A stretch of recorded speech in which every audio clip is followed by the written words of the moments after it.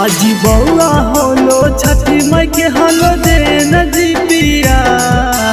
बउआ होलो छठी माई के हलो दे नजी पिया। तो घरे आजाना धोरी पटना से कले नजी पिया। तो घरे आजाना धोरी पटना से कले नजी पिया। अजी छठी माई के अर्घ देबो फे नजी पिया। छठी माई के अर्घ देबो फे नजी पिया। तो घरे आजाना धोरी पटना से कले नजी पिया। तो घरे आजाना धोरी पटना से कले नजी पिया।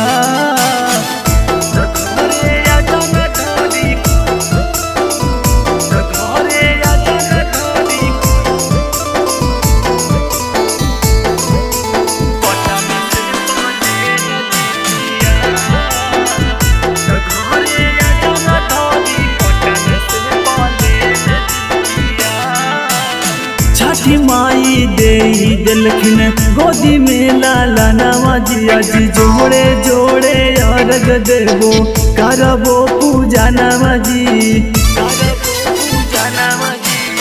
छठी माई दे दिलखिन गोदी में लाला नवाजी। अजी जोड़े जोड़े अर्घ देबो करबो पूजा नवाजी।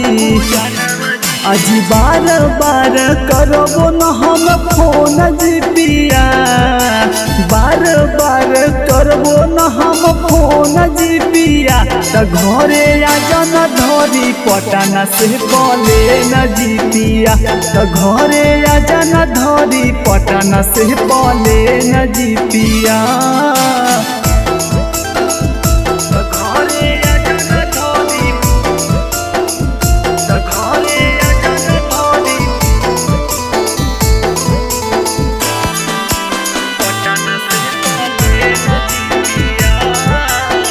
Recording studio Rajgir. छठी माई के महिमा से बन गेलिए मम्मी जी। आज कुछ के कमी ना होवे के चाही घटिया पर कमी जी।